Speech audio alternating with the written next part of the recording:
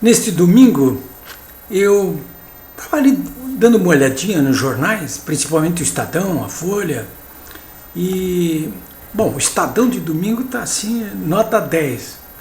Mas há um editorial, o principal, chamado Onero Mambembe, que me remeteu a um episódio que ocorreu durante o mandato do deputado Alceu Colares na prefeitura de Porto Alegre, 1988, 87, 88, 89, do qual eu participei, inclusive. O que diz o editorial do Estado de São Paulo? O editorial do Estado de São Paulo diz o seguinte, lembrando a vocês o que o próprio presidente Lula declarou num daqueles grampos. Ele estava conversando com uma pessoa e num determinado momento meio que ameaçou. Disse, olha, a única pessoa aqui que pode meter fogo nesse país sou eu. É uma ameaça, né? Mas eu não vou fazer isso, ele disse. Mas, claro, é uma ameaça. O que disse o Lula? Disse, olha, eu posso meter fogo nesse país, né? Ou seja, eu posso promover manifestações violentas, né? Eu posso fazer com que os meus seguidores ganhem as ruas e ataquem fisicamente os adversários. Foi isso mais ou menos o que quis dizer o Lula, né? Uma ameaça muito pouco velada, aliás, né? Em 64, eu vivi 64, não sei quantos de vocês viveram, mas em 64, aliás, em 64 eu estava do outro lado, né?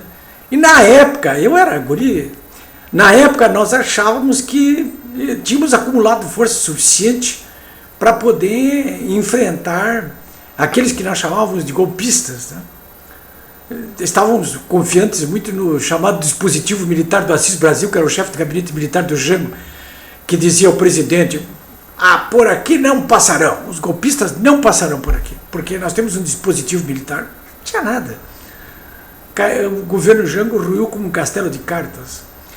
Pois bem, agora a esquerda que está aí, uma parte da esquerda, né, que está aí seguindo os passos assinando embaixo aí do que fazem os líderes da corrupção, do golpismo e da recessão econômica, eles acham que acumularam força. Eles parecem que não estão vendo as manifestações de rua que estão acontecendo em todo o Brasil. A proporção é de 10-1. Com que o Lula vai incendiar esse país? Usando a minoria contra a imensa maioria? Se não bastasse as manifestações de rua, coloca em dúvida, então coloca em dúvida.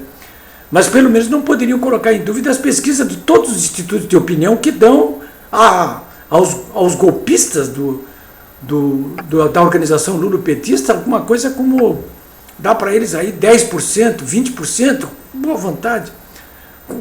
8 contra 2, e ele vai meter fogo no país. Na época do prefeito Colares, que é o episódio que eu queria aqui referir para vocês, pelo menos o prefeito na época demonstrou um pouco mais de bom senso. O Colares nunca teve muito bom senso, mas naquela época, naquela reunião da qual eu participei, ele demonstrou bom senso, né? O que aconteceu? Eu estava na mesa, era uma reunião de secretariado, eu era secretário da Fazenda, e estava terminando o governo, o mandato do prefeito, e o prefeito queria terminar aquela avenida Beira Rio aqui em Porto Alegre, que margeia o Lago Guaíba entre o estádio do Internacional e o gasômetro.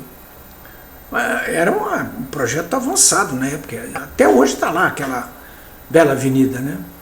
Mas houve um impasse quando as obras chegaram no Riacho Ipiranga, porque ali tinha que ser erguida uma ponte, mas nas duas margens uma pequena vila tinha se instalado ali.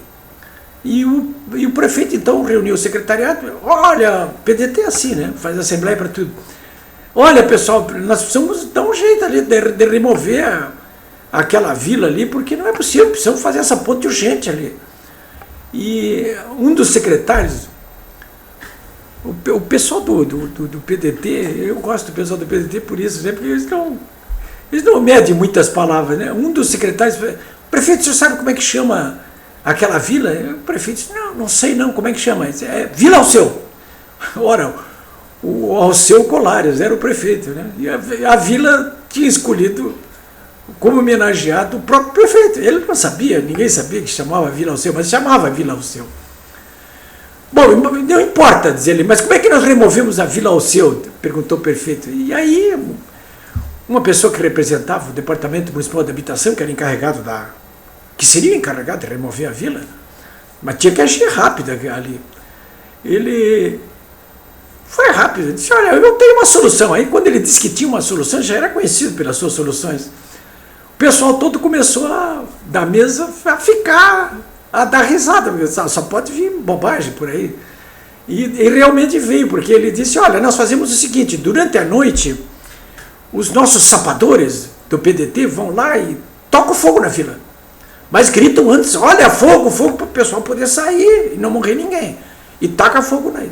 E no dia seguinte, os bulldozers da prefeitura vão lá e removem tudo e aí constrói imediatamente a ponte, né? E foi uma perplexidade geral, porque ninguém esperava tanto. E o prefeito Colares, que é negro, ele começou a bradar. E a harpa? Ele perguntava, e a harpa? E o pessoal ficou intrigado, a harpa? Mas prefeito, para que a harpa? Não, porque eu vou subir numa das pontes que já existem lá no Riacho Ipiranga, vou pegar a minha harpa e vou tocar uma música e serei aclamado como o Nero Negro de Porto Alegre, porque vai arder sob chamas aos meus pés a Vila Alceu. É claro que foi encontrado um outro tipo de solução, rápida também, e não foi tão traumática assim. Mas o prefeito demonstrou bom senso naquela época, né? Porque compreendeu as suas limitações. O Lula, infelizmente, e essa organização lulopetista não está compreendendo as suas limitações. Não sabe que o seu prazo de validade acabou. Mergulhada num mar de lama de corrupção, de recessão econômica provocada por eles mesmos e também de completo desacerto na base aliada, o governo só espera agora, nessa terça-feira, pelo desembarque do PMDB, para que finalmente vá adiante o processo de impeachment e seja removido esse governo, para que um outro governo de unidade nacional se estabeleça e se estanque essa crise política, a crise econômica e a crise moral e ética que está angustiando a todos nós, os brasileiros, como já disse aqui inúmeras vezes, né? Eu volto amanhã.